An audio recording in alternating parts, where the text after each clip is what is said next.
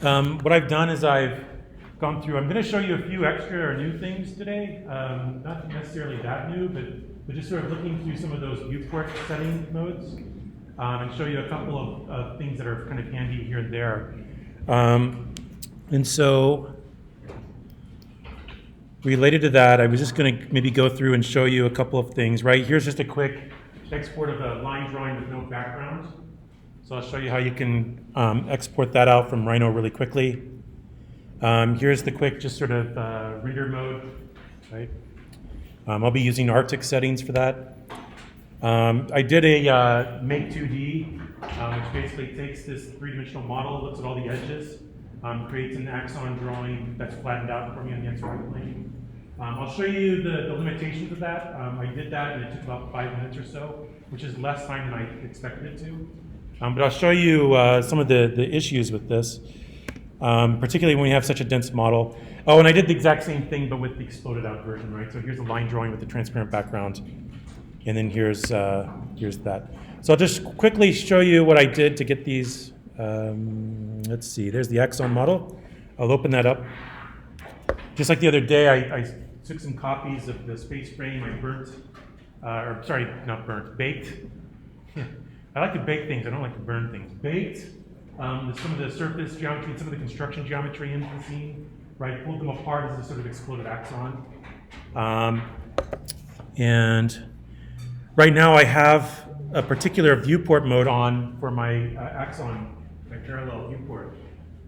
So it's taking just a moment to compute that. But what this is doing is I think I have it set to 10, and I'll show you where I get that in just a moment. We haven't seen that yet. Typically when I have a model or a scene that doesn't have a lot of line work to it, I will do a Make 2D, and then that allows me to take those vectors into Illustrator, and I can start to play around with line weights and adding tone and shade and color where I want to in Illustrator or Photoshop. In this case, we have such a lot of componentry, it's really dense. I'll show you here in a minute what the Make 2D looks like. It's really complicated, but it's so dense that I would question its validity here. And so what I'm doing is I'm basically just going to take out a line drawing that's not vector by using the pin, in this case the pin setting for my viewport mode, right? So you can notice that it's wireframe and shaded and ghosted and X-ray. We use those when we're modeling and drawing. Rendered when we want to sort of see things with some shaders and some soft shadows and some daylight. There are some others, technical and artistic, I'm not very fond of at all, but I like pin and Arctic. Now, you'll notice, some of you might see this, it actually is placing this goofy looking, like, textured, like it's a piece of paper underneath it. I'm not really fond of that skeuomorphism. But other than that, I really like this. Basically it just draws the edges, gives you a nice axon drawing of this scene, right?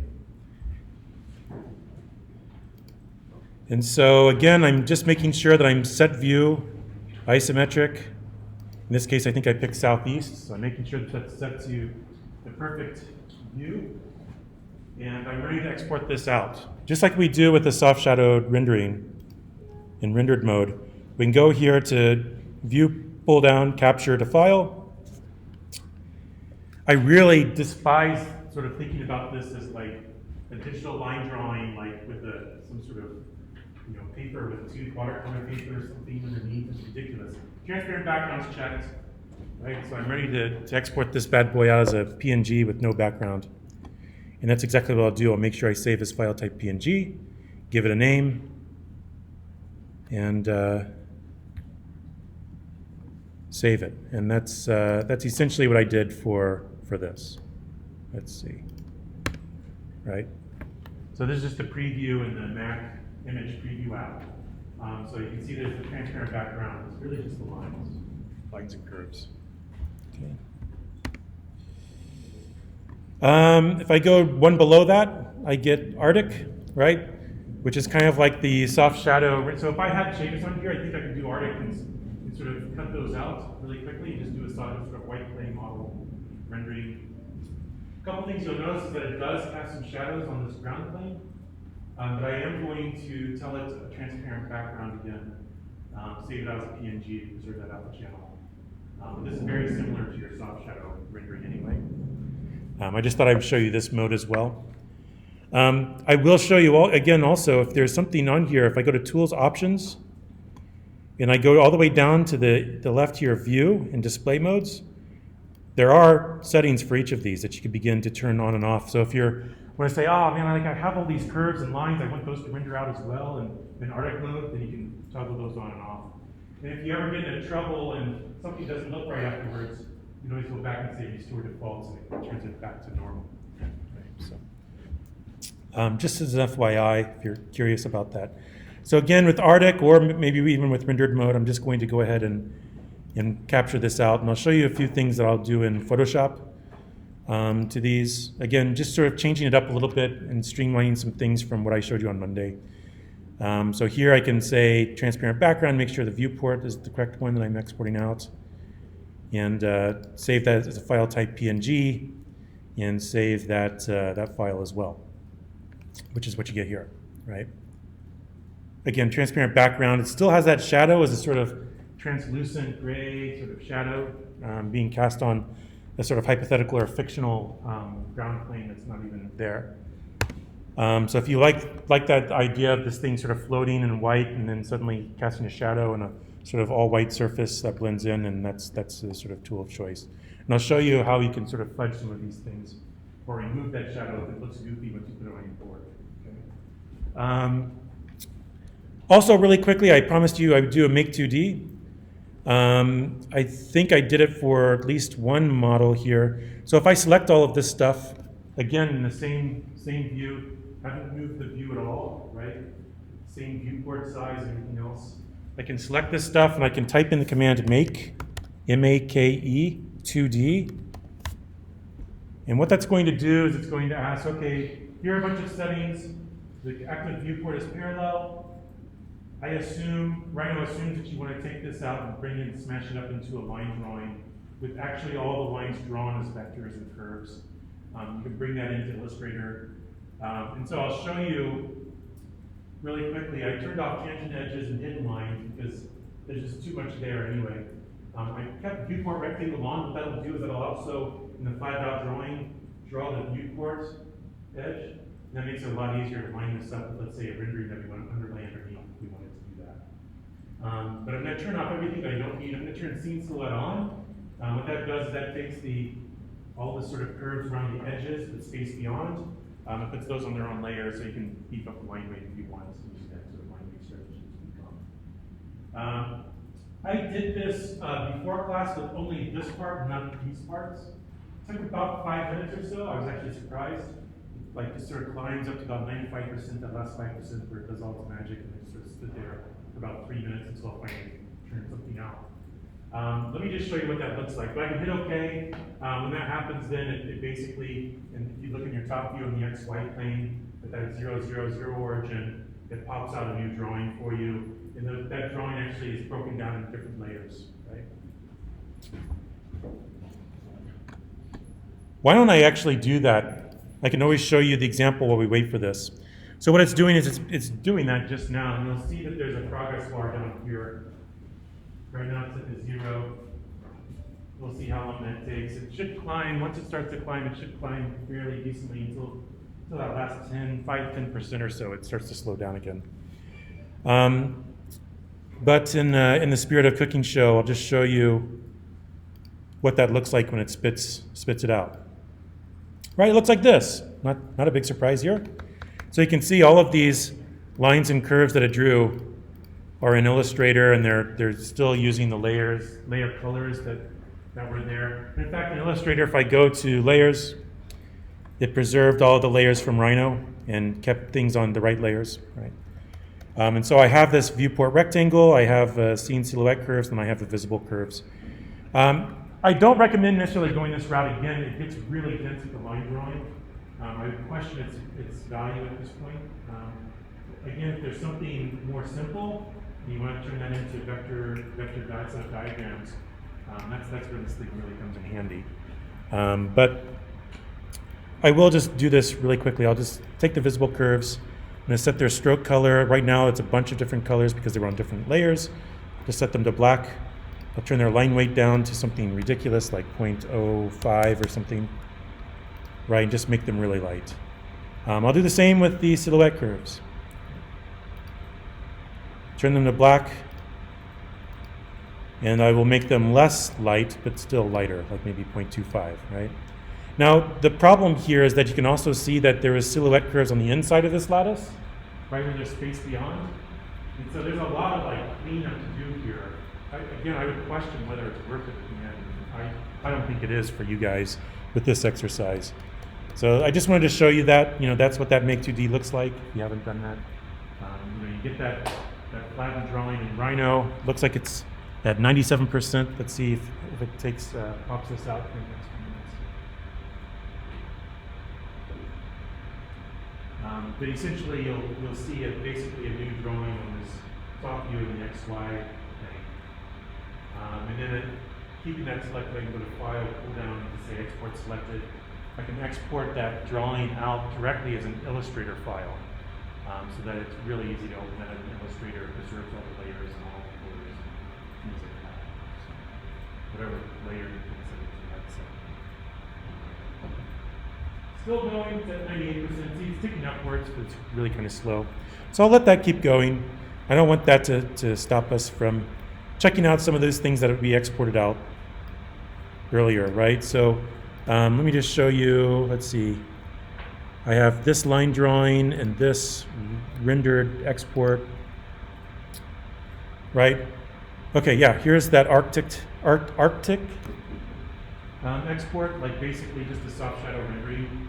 You can see that, I don't know if you can see this or not, there's a little bit of gradient here. There is a little bit of gray, it's mostly transparent, it's still there. Sort of casting a hypothetical shadow. Here's the line drawing. You can see again, the checkered board underneath means that there's no background, so there's a transparent background ready for me to add where I want. There's a couple things I might think about here. One is, I could always just overlay this line drawing information over the rendering and sort of composite them together, right? So let's try that.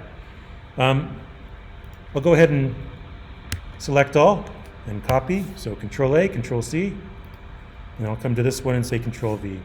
Whatever reason, I'm not sure why, but they're the same size, but they didn't actually line up. I don't know why that's the case. So I'm just going to very carefully zoom in and make sure that this is drugged so they line up perfectly. You can see this isn't a vector drawing, it's a raster drawing, right? So all those lines are really just a set of pixels, on or off, black or nothing, right? Sort of drawing this drawing for us. Of course, when we zoom out, we don't necessarily see the pixels, we see the forest, not the trees, right? All right, so I still have a transparent background. I'll leave that for the moment. But I've smashed these two things together. Well, actually, why not? I'll add another layer right down here, add. And I'll drag it down so it's at the very bottom. I'll look at my color swatches here and set them to the default black and white. Switch them around so the white is the active one. Go to my paint bucket tool, add that white background. Something I've noticed here, I'm not really happy with how the shadow feathers out. It sort of looks like it's there and then it sort of stops. I didn't take into consideration the fact that it sort of ends right here at this edge and then sort of goes that edge. So if I place this here, you'd still see that square block, which I think would be really unfortunate. There's a couple ways to go about this. Both of them that I thought of right before class involve selecting this line drawing layer, right, and using the magic wand tool. And when I do that, I can select everything just on the outside of the drawings, right? So I have the selection window, and it's everything, all just the sort of negative space. And I can go back then to this one, which actually has the shadows in that negative space, and I can clean this up. I can either just take the eraser tool, and maybe I use a different sort of brush, a soft round brush of a certain size, make it really light, and I just go around and try to feather that out a little more, try to make it less abrupt, and then try to keep it so that it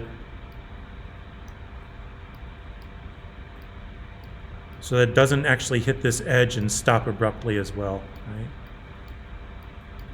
And I can always try that out and see what works or what doesn't work. Ultimately, if I don't like any of that, I can go with plan B and I can just erase all the shadows really quickly.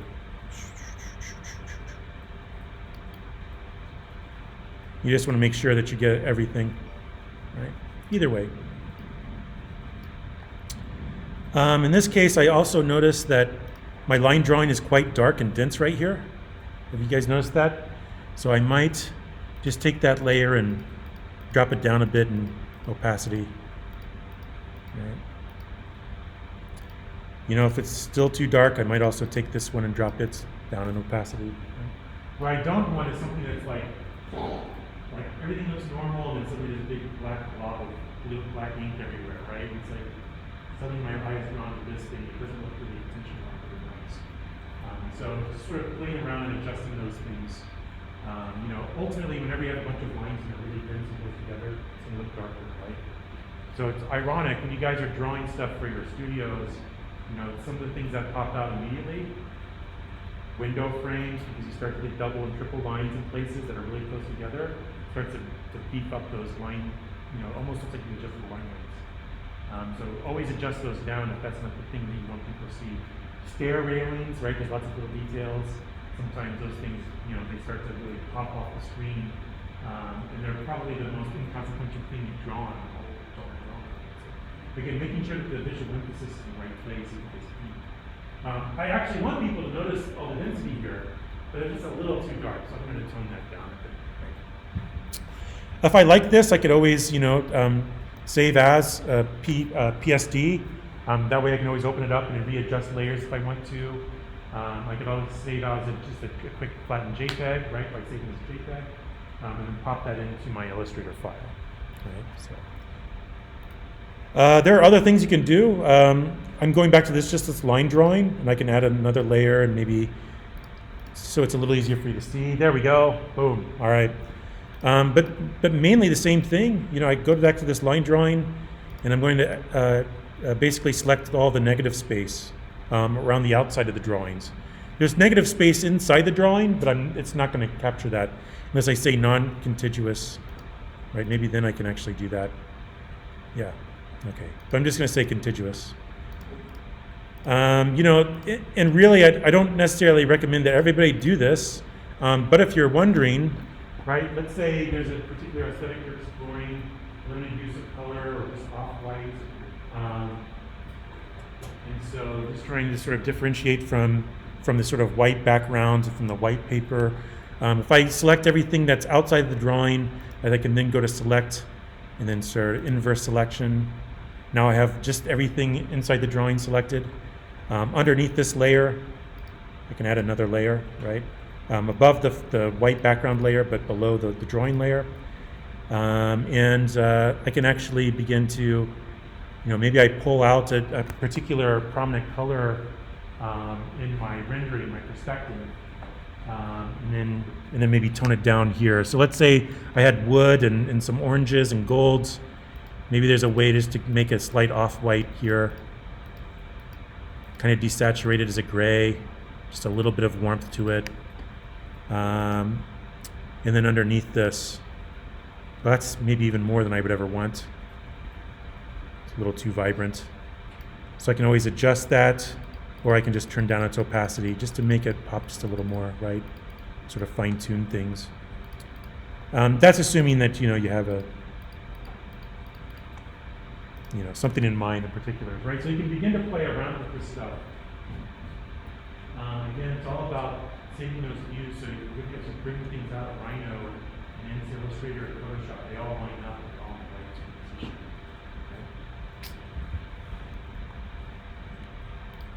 Okay. And here we go. So here's that axon drawing that I promised. It's done now. In the spirit of multitasking, I decided to move to Photoshop while I was still thinking. Right? But here's that sort of made 2D. Again, I can drag it off to the side just so it's not conflicting with all the model geometry. The reason it's conflicting is because if you look, you can see the building shaking. You can see that the 0, 0 points right here. So it basically looks at that positive X, positive Y point. The Cartesian coordinate plane. It sets it right there, it snaps it back. Just sort of pointed away. from its default location so I can see it a little better. It's taken a while to move for some reason. I blame Windows somehow.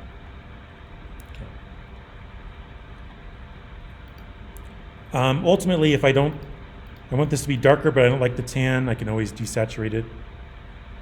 Image, adjustments, desaturate, turn it to a gray. Just let it pop the screen a little bit. So again, now this is, I would argue that the other version where we had the rendered version, right, so it gives a little more depth and nuance to it, right? It starts to speak a little more three-dimensionally. But if you wanted to play around with this, you could.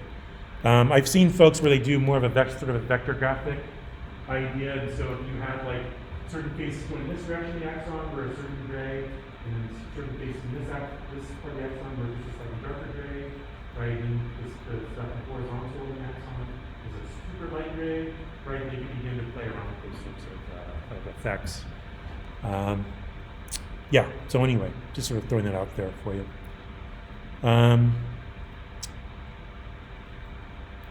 But just sort of whetting your appetite here, and that's how you can start to throw these things together. Sandwich them up, mix and match as you go.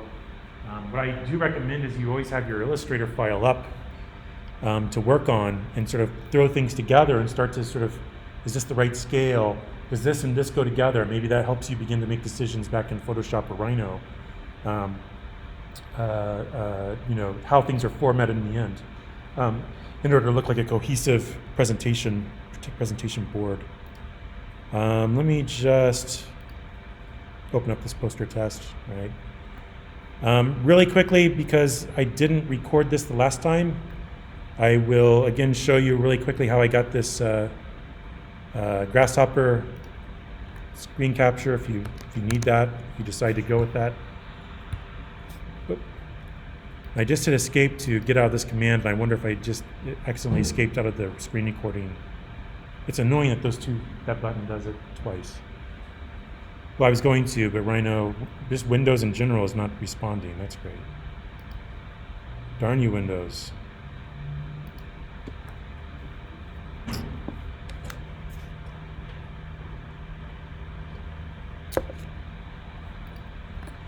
But again, that's just a quick rundown of the things we went over on Monday. Making sure that, you know, if you need to refer to them on the video, you can. I'll upload this right after class.